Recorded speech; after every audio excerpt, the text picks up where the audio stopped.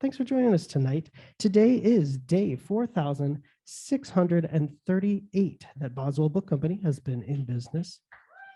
Thank you. We're here to welcome debut Milwaukee area author Hannah Morrissey for a conversation with Tim Hennessy. Tim is a just recently former area bookseller, as well as a crime writer and crime critic. His writing's been in Midwestern Gothic, Crime Spree magazine. He's written for the Milwaukee Journal, Sentinel, lots of other places, and he's of course the editor of Milwaukee Noir. And he's going to be chatting tonight with Hannah Morrissey, who earned a bachelor's from UW-Madison, herself a former bookseller, I understand, and the author of the debut novel that was inspired by her time working as a police transcriber. It is Hello, Transcriber. And we're going to have a nice chat about it. So please give them both a warm welcome. Thanks for joining us, you two. Congratulations on the book, Hannah. Oh, thank you. So what has it been like? What has been the publication experience so far the last few weeks? What is actually having the book out in the world? I feel like the last few weeks is kind of bipolar. I feel it's, it's very chaotic, but it's also a huge kind of sigh of relief that, because publishing a book takes like 3 years. Once you write it, I think I've been on this for like 2.5, 3 years. So now it's like finally out and you don't really have that stress of like, what do people think of it? Because it's too late to do anything now. What did you do to celebrate? Was there a point either between when you sold the book, got an agent, or actually got the book when you took a break to enjoy the moment? I don't take breaks, but we do celebrate often. So pretty much like every milestone I think is worth celebrating because, it's a big process to get an agent. So, we went out to dinner when I got an agent, and then you go out to dinner when you get an editor. Maybe you go on vacation when the book sells. So that's cool. So this has been a long process, a long time coming. You had started out at school studying creative writing at UW-Madison. What was it that made you choose? I mean, in general, what got you really excited about writing and wanting to tell stories? Yeah, I think I was like super fortunate to go to college, like knowing what I wanted to go for. So I always wanted to go for English and creative writing. So luckily I, didn't have to switch my major and get set back or anything like that. So yeah, I always went for English and creative writing, and it was a different kind of art form, I guess. My sisters were into painting and sculpting and stuff like that. So it was a way for me not to compete with them and do my own thing. Were there any books that you read either as a kid or at some point that were really formative, that really kind of sparked something? Yeah, I think it can be kind of weird when, somebody who comes out with a crime fiction thriller novel says like their transformative experience happened while reading Jurassic Park, but Jurassic Park is such a great book. Yes. So, I know exactly where I was when I was reading it, so I completely relate. Yeah, it's that book. I think it was just the kind of idea like, that you can create this experience that captivates people for 8 hours just with words, that you can make these characters that leave an impression on people and create a story that people might want to read again and again.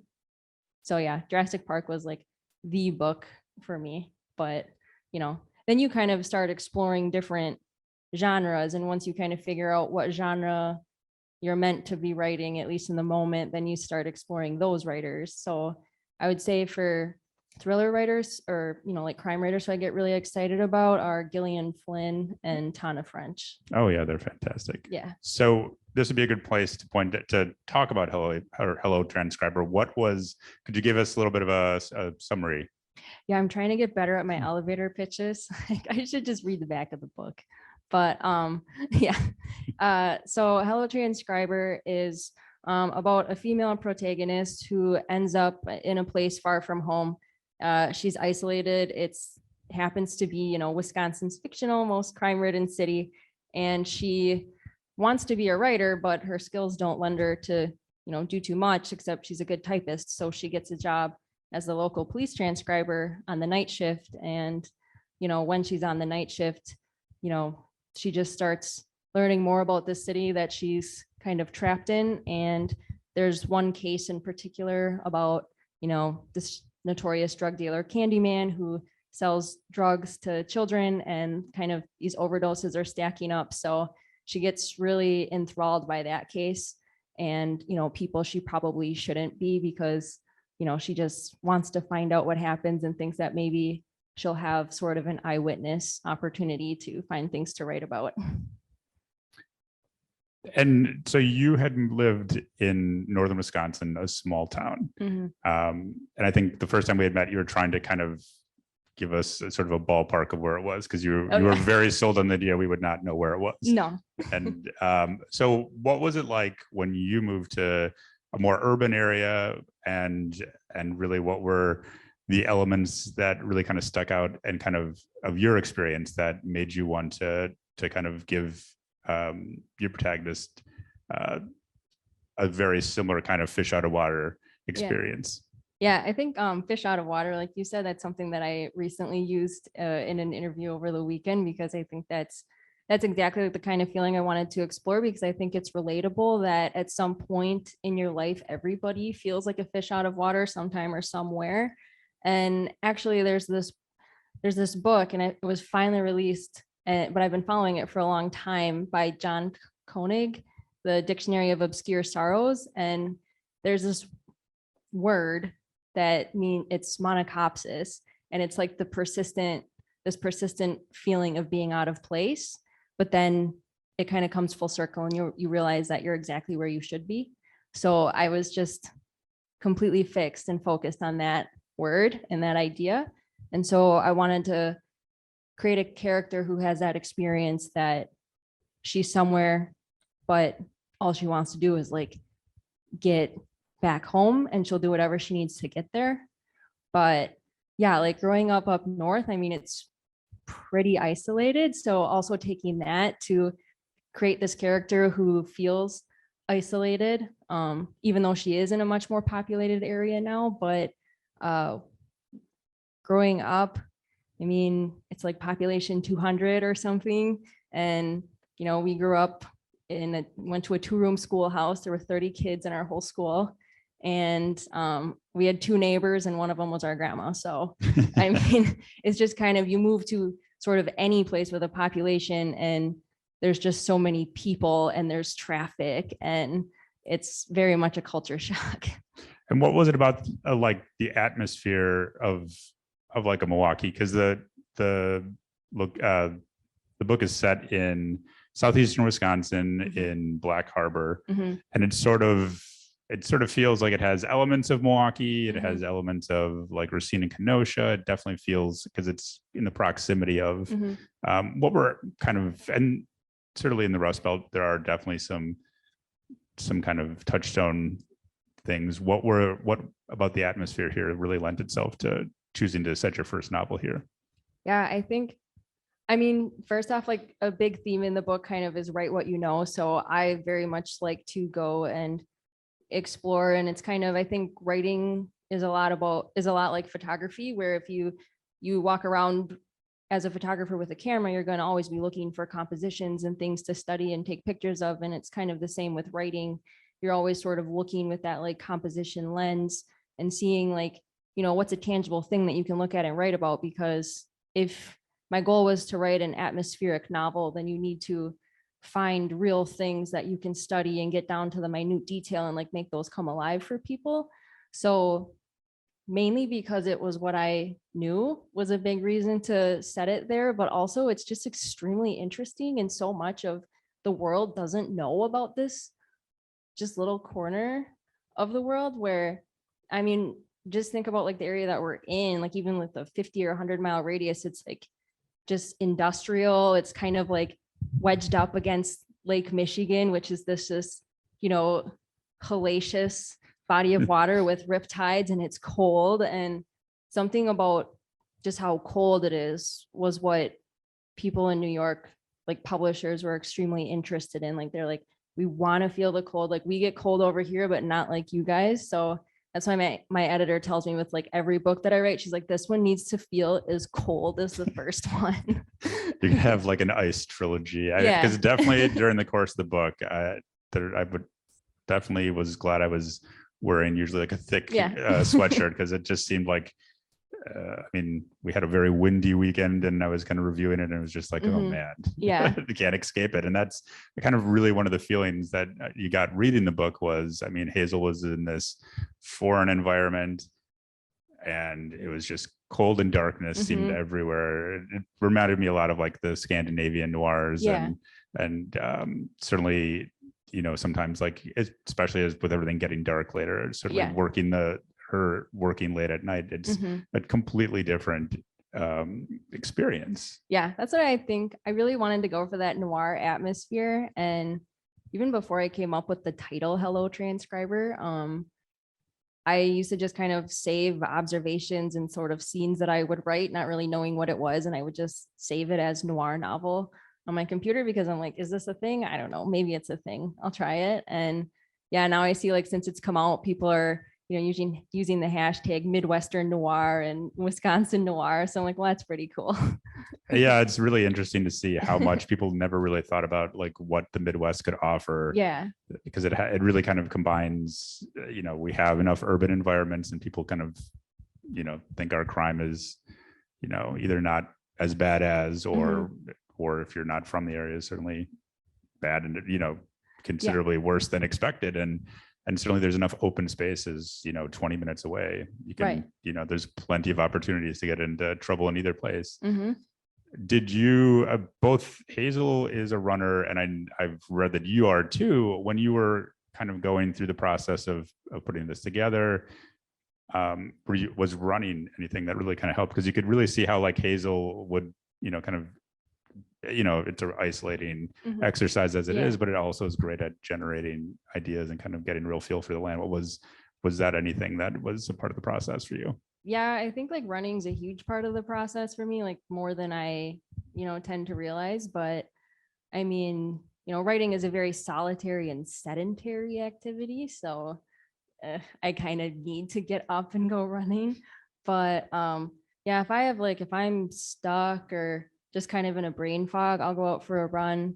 And then I know I'm confident that if I go for a run, then I'm going to get a good idea. I'll be able to kind of work myself out of that place or find a new avenue. But actually, I think that's when I came up with the title Hello Transcriber. Like it just kind of like hit me because I'm like, I should probably come up with a name for this thing. So you're thinking and you're trying to force an idea, but when you go running, there's just like no pressure and you kind of can sort of shut your brain off. And actually, just this morning working on my copy edits for another book, I was having trouble with one part. I'm like, well, if I just go for a run, then I know it'll come to me. And sure enough, it did. So that's great. I've unlocked some sort of secret.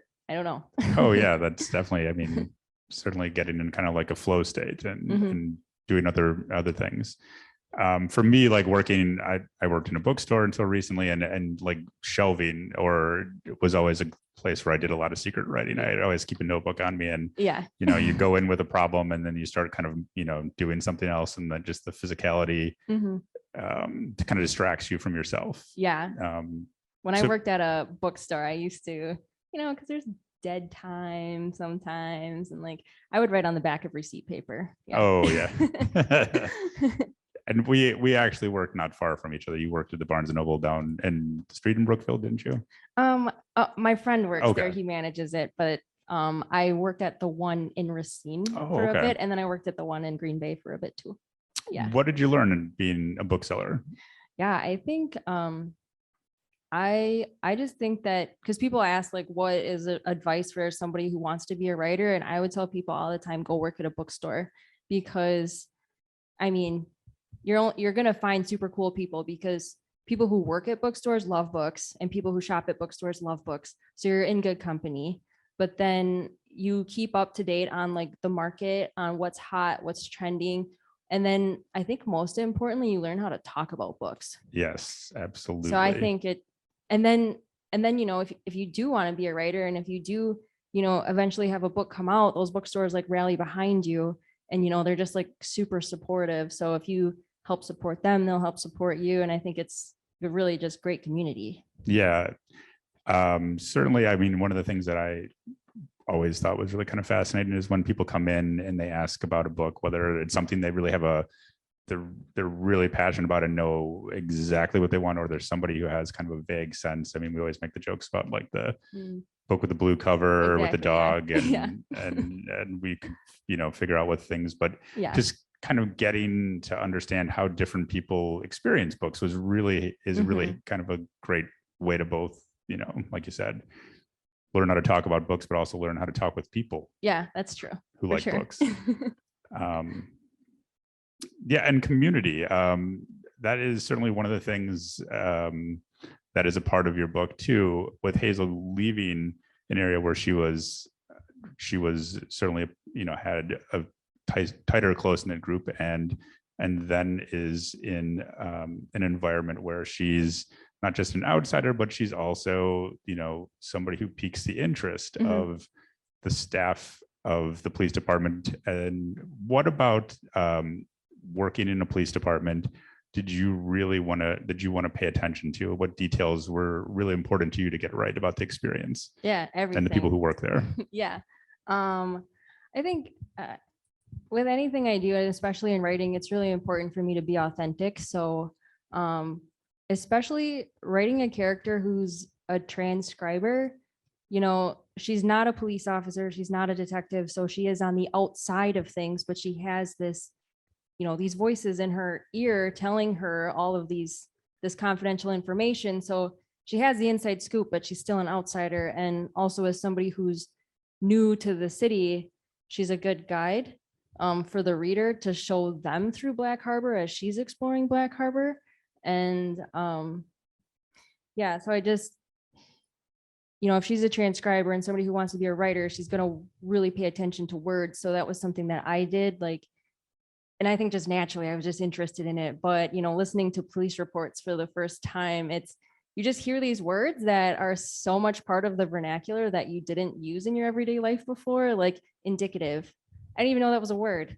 And it's like a common word. Well, I'm like, well, that's cool. Or pursuant, like XYZ pursuant to a search warrant. I'm like, well, that's cool. Like, I like that word. Or just listening to, how detectives describe areas that they go into, or like, what's the, what are people's roles on certain calls, like search warrants or homicide investigations, like just kind of getting the lay of the land and see how people do things and like how they talk about things. Because I would never, it would be a huge fear of mine to write something and then, a detective picks it up and it's like, that's not how we talk, or that's not what happens. Yeah. I thought one of the interesting challenges too with the book was, so Hazel is somebody who is a writer and who's definitely always has that mindset, and with her attention certainly to the details of really the linguistics of a police department, the challenge of trying to dramatize something that is basically being dictated and is really expositional, and it's somebody else's observations. So could you talk about like the challenges of trying to figure out a way to take essentially somebody else's story, what is often the very dried out version, and trying to create something vivid and really kind of propelling? Yeah, I think so right away I knew I wanted to write transcription or dictation into the book, because I don't know, I just think nobody really knows what that's like. So, and for me, it was just really interesting from my own experience, like picking up, listening to the headset and hearing people speak the punctuation, and you get used to it after a while. So I wanted to incorporate some of that in the book, but not go overboard. And I would kind of just, with some of the reports, that it would start off the report and then, go from there. And then she would have her own thoughts, or it would, fade into another scene. So you kind of get the setup. And then, but yeah, you're right. I mean, police reports are definitely black and white, like factual language. So definitely not room to play with your prose or have like anything literary going on. Oh, sure. So yeah, I would kind of like, maybe set up certain sentences that are spoken by a detective, and then she would, have her own thoughts about that and then kind of color them that way. Was it difficult? I know that you had said that they make you basically kind of sign a confidential agreement. How did you kind of work sort of around, with, play with some of the ideas that you had? I mean, I'm sure you were around a lot of different stories that were happening. Mhm. Did you have any challenges trying to figure out how to take a story you basically might have known either like the ending to or something, and try to figure out how to fictionalize it into something without, finding out all the, you had a lot of the basic, support beams of a story there. Was it at all challenging? No, I mean, challenge. Yes, it had its challenges for sure. I think part of why is because I would take so many cases that I mean, you would transcribe sometimes, I don't know, 10 cases a shift. It just depended, or some of them were ongoing, or you were in and out, and you type the beginning of this one and then you wouldn't find out what happened at the end. And so it was just so much saturation of all of those stories going on. So I was really just kind of getting fragments the whole time. So really wasn't worried about, Yeah. sharing anything that couldn't be shared, because it was just sort of coming up with that scenario, or listening to an interesting detail and then taking my own spin on it. But yeah, what did get challenging was, kind of taking maybe 3 or 4 main cases that kind of inspired the crux of the novel. And then you're like, oh dear, I've written myself into 4 different corners. So how can these come together? And you also had the help. Your husband is in law enforcement. So I thought one of the really best elements of the book was the interplay between Hazel and Nick. Mhm. You could really sort of see, the dialogue was really lively, and you could kind of, the relationship kind of came alive that way. What was it like trying to work through, an area that you had some knowledge with somebody who had a great deal of experience to work from? I mean, how did you approach, him with trying to get, stuff that is both technical and might be at times probably, hilarious and traumatic? Yeah, I'm ruthless. I don't care. I have no boundaries with him. So I get up and write at 5 a.m. every day, and he does not. So, I mean, he gets up at 6:30, and I'll already be awake with 2 cups of coffee and writing some murder scene or something. And then, I'll just be waiting and waiting for him to get up. And then he finally gets up, and then I go, I'm like, oh, good, I hear him in the shower. So then I just barge in. I'm like, hey, what would a body look like if it was floating in the water for 3 days? He's like, oh my God, Hannah, let me wake up. So sometimes I try to be, I'm like, I'll let the shower run and then I'll wait till he gets out. I'm like, okay, now I can ask him. But no, he's super helpful. Don't want to use the cliche, I'd be lost without him, but I probably would be, or this definitely would not be as authentic. But yeah, he helps me with all kinds of things.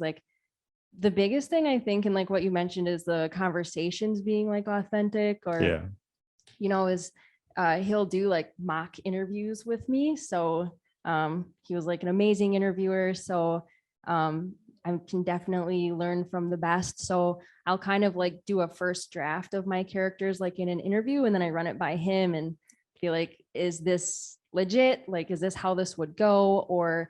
Or even because I listened to so many interviews as a transcriber, but I wasn't there seeing anything. So I'm like, what do people do? What is someone who's lying? What do they look like? What are they doing with their hands? Or so he can give me those kinds of details, which is cool. So early on in your career, you had started writing different, you had at least 4 or 5 novels that you had tried your hand at. What was something early on that gave you the confidence to, the spark of inspiration to kind of keep going? What were some things that you saw early on that made you think this is worth sticking with? Yeah, I mean, I think I was just too invested to quit. So yeah, I mean, I had definitely tried and shelved, I think, 4 manuscripts before this one. And I always thought I would be a fantasy writer or write dystopian. So I do think some of that dystopianness bleeds into my maybe thriller writing. But yeah, I mean, there's definitely times where it's hard and rejection hurts, but you just kind of let yourself have a rough moment, and then you're like, all right, I can feel bad and feel sorry for myself tonight, but tomorrow we're writing a new query letter, we're going to try something new, it's time to shelve this one and move on with something different. So I think you just you can't lose that excitement, because you can't forget why you started, because if you forget why you started, then you won't keep going. Are there any other genres that you had earlier taken a stab at that you feel like you might have the chops or a little bit more experience to approach again, or are you really enjoying working with thrillers? I really like thrillers right now. I think, I said I used to write like fantasy and dystopian. I could see myself going back to dystopian a little bit. But the market does what the market does. So it's not right for it right now. It might be later. But I think I'll stick around in Black Harbor for a little bit.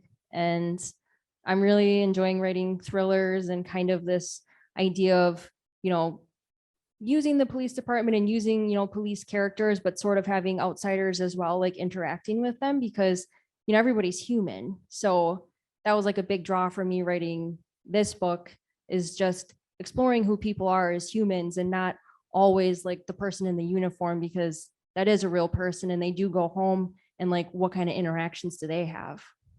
Was it easier to write, having the world building kind of with some background on that already, was creating your own city that kind of became, a mixture of a lot of different areas? Did that help inform that? Did you enjoy working with something Oh yeah. that was not really, a place that was, as detail specific as like Milwaukee or any other areas?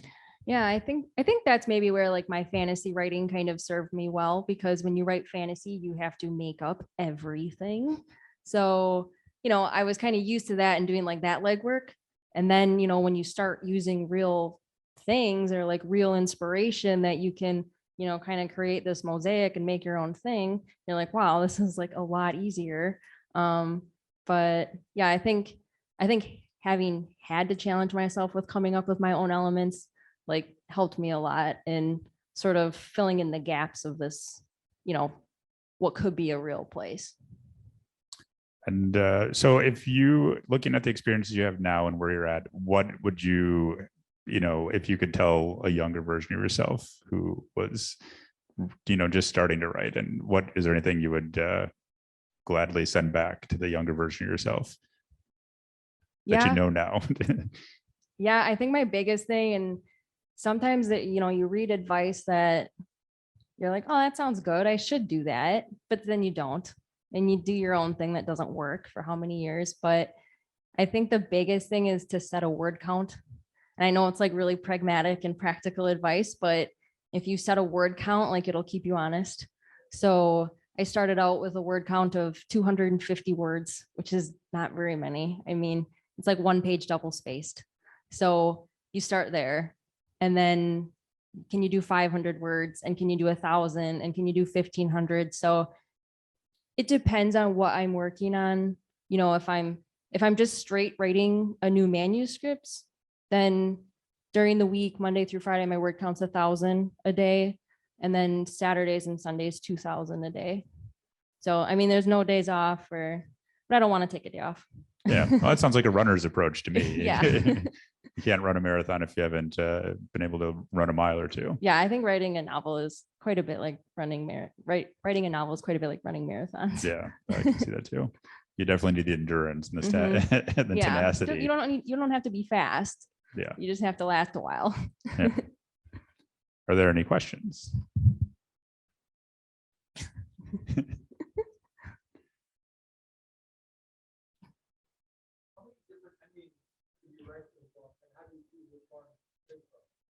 So the question was, how many different endings did you have, and how did you choose?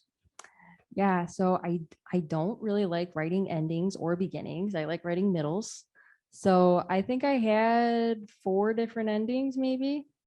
And it kind of comes up, I wrote one ending and I was satisfied with it, but I was like, I was getting ready at that point to like submit it to agents and stuff, because I'm like, I feel like this is the best book I can write at this time. So I want to see what other people are saying and sort of get some direction. So, when I eventually did get an agent, I think the ending changed between she and I like 3 times. Oh, wow. And it's kind of, finally she suggested an ending that just like felt right. And it felt like it just opened up a lot more opportunity for me, like to keep the series going if I wanted to, or, so yeah, I think I had 4 different endings. Do you see this as something, a jumping off point for a series? Yeah. So actually I guess it's kind of an unofficially called the Black Harbor series, but the second in the series is called The Widowmaker, and that will be out next fall. So I have to if I turn in my copy edits by tomorrow morning.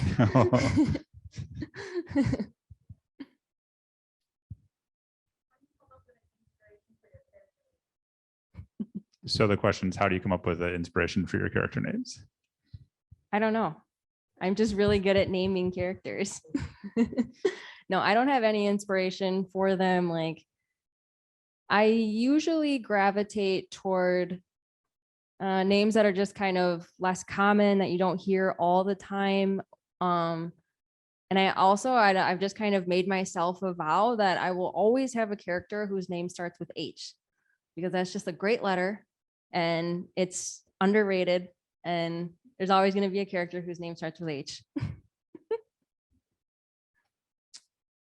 And what was the most difficult part of writing the process? What was the most difficult part of the writing process of the book? And what was the most fun? so a question from the internet, what was the most difficult part of the writing process and what was the most fun?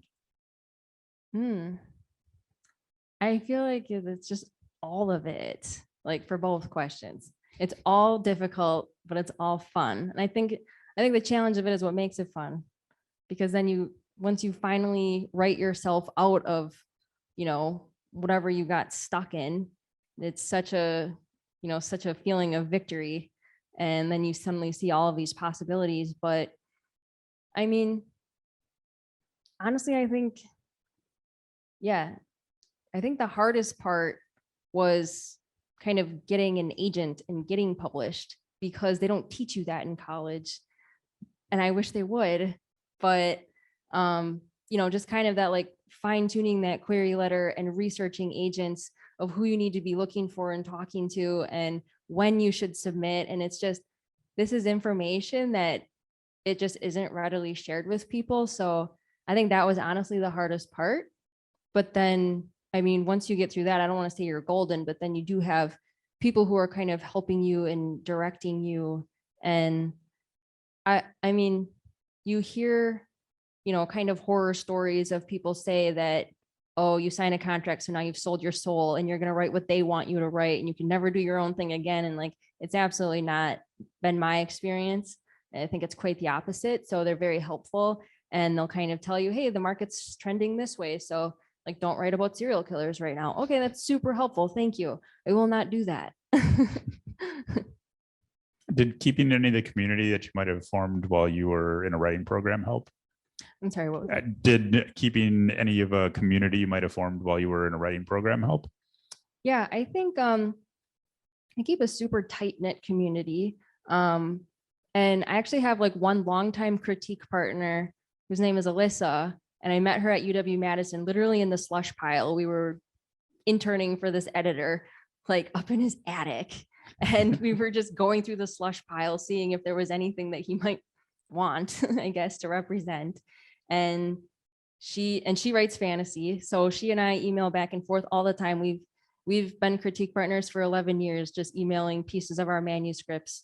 And so she's absolutely essential for me. And I also do have a writers group. It's called Allied Authors of Wisconsin. And mostly like Milwaukee, kind of Fond du Lac people. And we meet once a month. And we used to hang out in person, but virtual has really opened it up for us. So we can have more people. We have people joining from Illinois. So, cool. People who otherwise wouldn't be able to come. So it's super cool.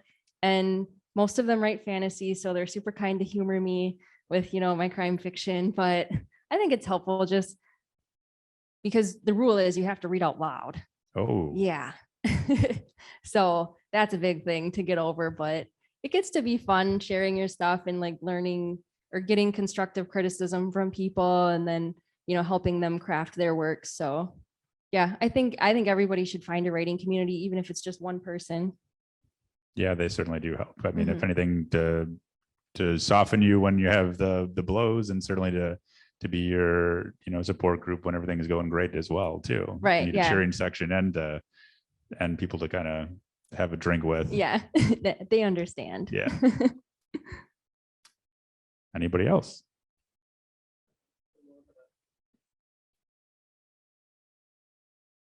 Oh, I do have one. So when I was showing, my son was watching me do research, and he had noticed your dinosaur tattoo, and he wanted to know your favorite dinosaur tattoo, and he was drawing his own on his arm. So Yeah, I have, well, dinosaur tattoos that I have, or favorite just favorite dinosaurs? dinosaur in general. Oh, I know. And even my sister Lily came at me of like, what? I thought it was this one. But it's been so hard for me. I'm like, you know what? As an adult, I actually get this question asked a lot, which is kind of funny. But I think I have to go with the T-Rex. Is my favorite because she's very iconic. And I mean, just every time she comes on in the Jurassic Park movies, I have such a feeling of joy that just cannot be replicated. So I think it definitely has to be the T-Rex. And I I have to pick her as my favorite because I think I have 3 of them tattooed on me. Oh wow, So yeah, that is pretty cool. I have my own herd. Yeah. Oh, that's pretty fantastic.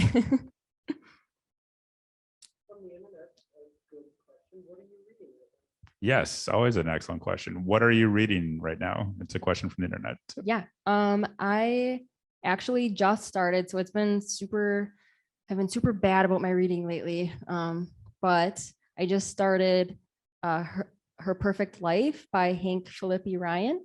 So that one, I'm literally like 2 chapters in. So it is really good though. And I just finished though Finley Donovan Knocks 'Em Dead by El Casamano. I was lucky to get an ARC of that one. So that one will Oh, come out cool. in February. It's the sequel to Finley Donovan is Killing It. So Nice. it's a fun mystery about an author who gets mistaken for a hit woman. Oh, cool. It's good. It's dark humor.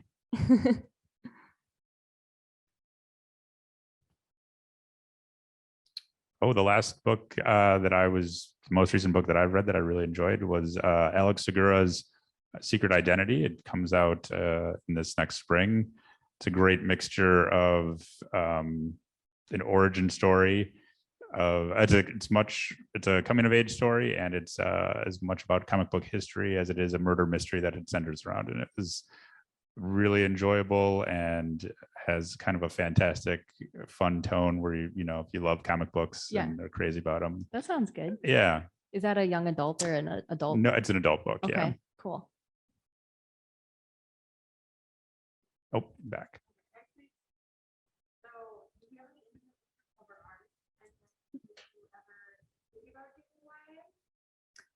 Yeah, that's a good question. So the question was, did you have any input on your cover art, and would you consider writing YA? Yeah, so Ari, the cover art, my husband and I were just laughing about this the other day, because so I think it depends like on who you work with or like who your publisher is, just like how cool they are and stuff. But mine's super cool, by the way. But they kind of asked me like, she's like, they're going to design what they design. But for this first one, I know they were kind of using it to choose their cover artists. So they had several people submit designs, and then she kind of vetted them and chose what she thought had the most potential. But she was like, they're going to pick what they pick, but is there anything that you hate? Like, I would hate to have you have a pink and purple book if you hate pink and purple. I'm like, I do hate pink and purple. So she's like, okay, so we won't do that. And I'm like, and she's like, and anything else? I'm like, well, I don't really like people on the cover. So, I mean, there is a people on the cover, but that's okay. I can live with her. And then for YA, I actually wrote a young adult novel manuscript for my college thesis. And I had fun. I enjoyed it. And I think it worked out better for me because at that point in my life, because I was much closer to a young adult age. I was 21, 22 when I was writing it. So I could remember what it was like to be, 16 or 17.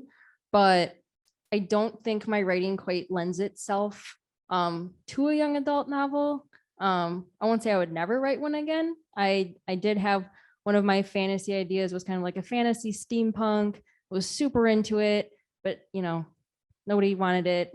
And they were like, well, you should make it young adult. And so I sort of started it over, writing it as young adult characters. I'm like, this is not good. So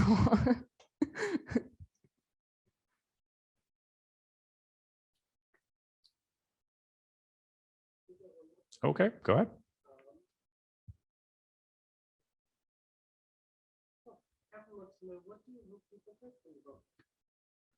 So from the internet, a reader wants to know, what do you hope people will take from the book? Yeah, that's a really good question. Obviously I hope people enjoy the book, because if you're going to sink 8 hours or whatever, I would hope you enjoy your time there. But ultimately, I think I want people just to sort of take their own takeaways from it. Because, there's different like motifs and themes woven into it. So, I think although it is often, it's very much out there as like, this is a really dark book. And I think it is, but I think, there's always sort of that silver lining of hope.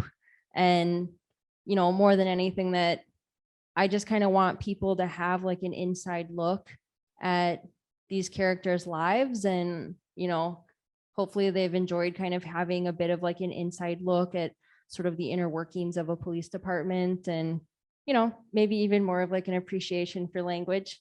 So, because that's something that, since my protagonist has such an appreciation for language, I think, kind of, a lot of my ideal audience is writers, because they have such an appreciation for language too. So I just kind of like to appeal to like-minded readers. Oh, I think you definitely did. Thank you. Any other questions?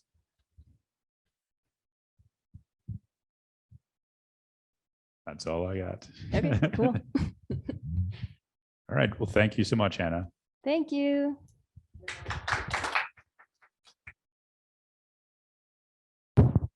Thank you all so much for joining us this evening. Thank you all on the internet so much for joining us this evening. Tim and Hannah, thank you both so much for joining us this evening. Would have been weird if you guys didn't come. For those of you here, we do have copies of the book for sale at our front desk, and I believe Hannah's been kind enough to agree to sign some of them. You'll head that way and she'll be signing at the front of the store. For those of you still on the internet, click that link I sent out and you can purchase the book there. Have a wonderful evening, everyone. Thank you again. We wouldn't have a bookstore without you.